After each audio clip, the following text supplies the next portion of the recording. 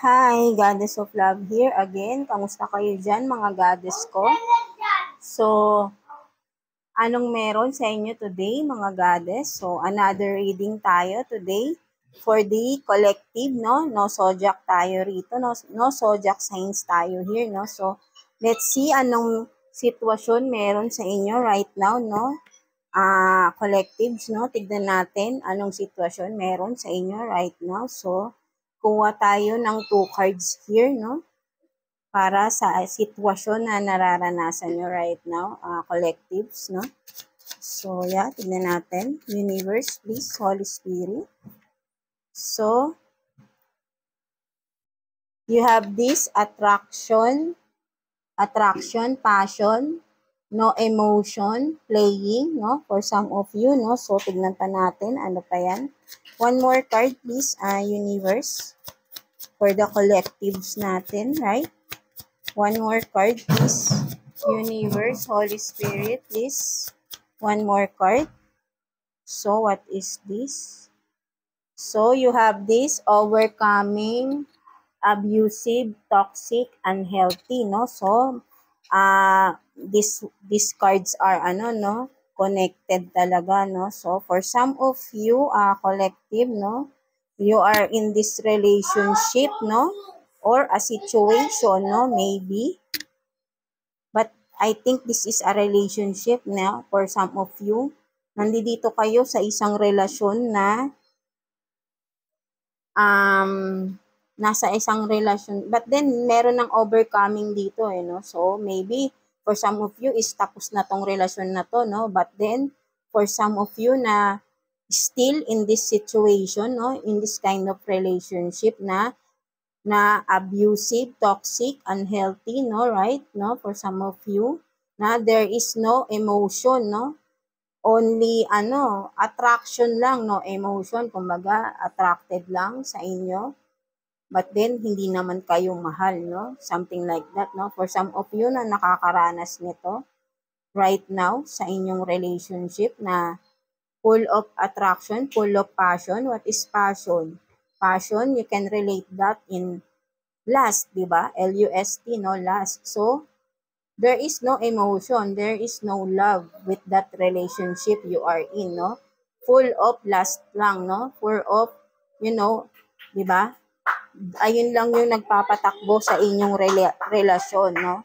So, I think, alam mo naman to, nararamdaman mo na ito, collective, no? For some of you, hindi ka mahal ng iyong person and then, he or she is playing pa sa'yo, no? So, kumbaga, sinasabi sa'yo dito ni Universe, ni God, no? Message niya for you, kung sino man ang nasa ganito pang relasyon, no? Something like that, no? Na walang pagmamahal, full of lust lang, no? So, and then, more on mind games lang, no? Playing around, no? Hindi seryoso. So, ikaw na nasa ganitong relasyon, collective, so anong tingin mo? Is this a healthy relationship for you? Why stay to this kind of relationship na hindi naman nagbe-benefit sa'yo, right? 'Di ba? Ikaw at ikaw lang din ang mahihirapan sa ganitong relasyon. Kung ikaw, mahal mo yung person mo, but then your person, hindi ka naman mahal, iba lang ang habol sa'yo, iba lang ang gusto sa'yo, right? No? Pupuntahan ka lang kapag gusto lang niyang may mangyayari, something like that, no? 'Di ba? Attracted siya, yes, attracted siya sa'yo. But, hindi ka niya mahal, no emotions at all. Maybe this person is hindi marunong magmahal. Ikaw lang ang nakakaalam nito, collective, no? So, kung sino man ang nasa ganitong sitwasyon, no? So, ang sinasabi sa'yo rito is, mag-isip ka ng mabuti, no? Whoever you are, no, na nasa ganitong sitwasyon, mag-isip-isip ka na dahil kung patatagalin mo pa, mangyayari na itong abusive relationship, toxic relationship, unhealthy, no, for some of you, no. What is this, no? Abusive, toxic, unhealthy. So, maybe, kung hindi ka pa nakakaalis sa ganito, napaka-toxic na ng relasyon na to, abusive, physically, mentally, emotionally, no? Ina-abuse ka na ng tao, no? So, kailangan mo nang alisan yung ganitong relasyon dahil hindi na siya healthy para sa'yo. You deserve more than that, di ba? Kung ikaw nagbibigay ka ng pagmamahal, di ba? Dapat ganun din yung binibigay niya sa'yo, hindi puro problema lang, hindi yung sasaktan ka pa, di ba? At hindi yung paglalaruan ka. You don't deserve that kind of treatment, right? No? Kasi hindi naman ganun yung binibigay mo sa kanya, di ba? So, sinasabi sa'yo dito ni Universe, mag-isip ka lang, I know na matalino ka, collective, di ba? Alam mo tong sitwasyon na to, but then you are still staying in this kind of situation, in this kind of relationship, right? So, it's time for you to move on, get out of that situation na habang kung hindi pa man nangyayari yung worst, di ba? Hintayin mo pa bang mangyari yung pinaka-worst, di ba? For example, mangyari sa iyo yung depression, anxiety. Most of people na napupunta sa ganung state is hindi kinakaya. Yeah, most people na nagkakaroon ng depression, anxiety, hindi nila yan kinakaya. Mental issues, mental breakdowns, right? No? Hahayaan mo bang mapunta ka pa sa ganung state ng buhay mo na wherein wala nang mangyayari, no? Parang sobrang lala na, no? Wag naman, right? No? So, ito kumbaga, binibigyan ka na awareness na ito for you to get out on that situation, on that kind of relationship na hindi naman matatawag na relasyon, right? That is not a relationship. It's just a situationship wherein one-sided, di ba? One-sided because ikaw lang yung nagmamahal.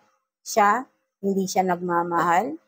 Naglalaro, something like that, no? So, hindi mo deserve ang ganong tao, right? No? So, ito yung sinasabi sa iyo ni Universe, no?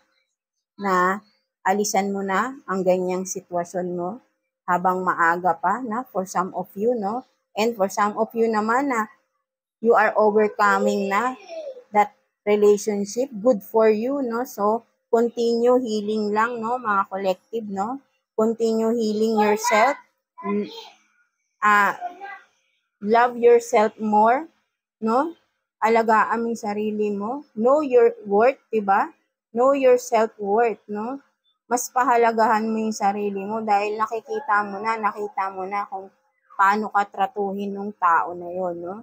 So ngayon, ang dapat mong gawin para makarecover ka is mahalin mo yung sarili mo. 'Di ba?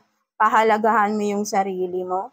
Once na naramdaman mo na sa sarili mo, mahal mo, once na naramdaman mo ng mas mahalaga ang sarili mo, then you are ready. Hindi naman we are just a human being, right? Magmamahal at magmamahal pa rin tayo. You will take a risk pa din, 'di ba, in a relationship. But then, it's okay na mag-take risk ka pa rin sa ibang relasyon, 'di ba? But then, alam mo na yung worth mo. Hindi ka na masasaktan ng ganito dahil mas papahalagaan mo na yung sarili mo, right? No? Para hindi ka na rin ma-abuse, no? So, yeah.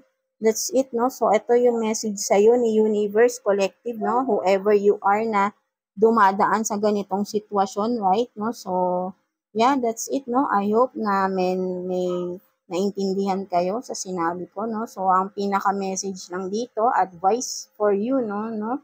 To get out of that situation.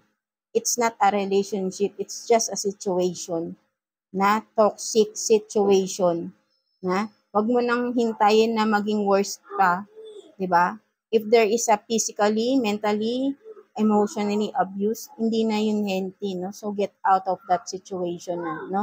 Habang maaga pa, habang hindi pa huli ang lahat, habang kaya mo pa, itayo yung sarili mo, no?